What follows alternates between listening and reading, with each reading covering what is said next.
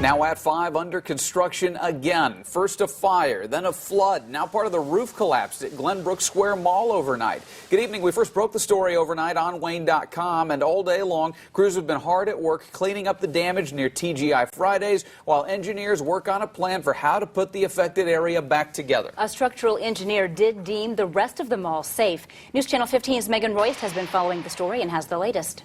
Snow and high winds are what officials are blaming for the partial roof collapse in the hallway by TGI Fridays and Sears. They said wind blew the snow off of Sears' roof down on top of the roof of that hallway, and it just couldn't sustain the weight of it. They say there wasn't anything mall officials could have done to prevent what you're about to see. Take a look.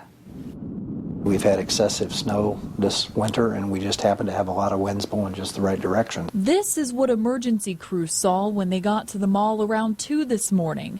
Snow and part of the roof sitting inside this hallway and part of the dining room in TGI Fridays. There's significant damage in TGI Fridays, so it's going to be a fairly lengthy period for them to get that opened up again. And the damage doesn't stop there. In other areas, there's a lot of sagging beams, a lot of twisted beams, things that you may not notice if you first walked in, except they're starting to see movement of ceiling tiles and cracked ceilings and drywall and those kinds of things. The general manager of Glenbrook, Brian Cody, said, quote, Glenbrook did open for business at regular time with only that small section closed to traffic.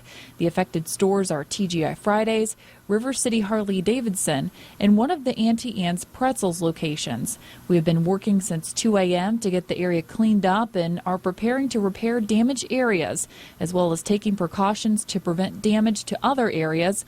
Glenbrook will continue to operate normally during this time, as safety is our #1 priority. Now, as we mentioned earlier, they did deem the rest of the mall safe. And in case you're curious, a contractor has stabilized that hallway where the roof collapsed, and an engineer will take a look at the damage tonight and determine how long it's going to take to put everything back together. In Studio 15, Megan Royce, News Channel 15.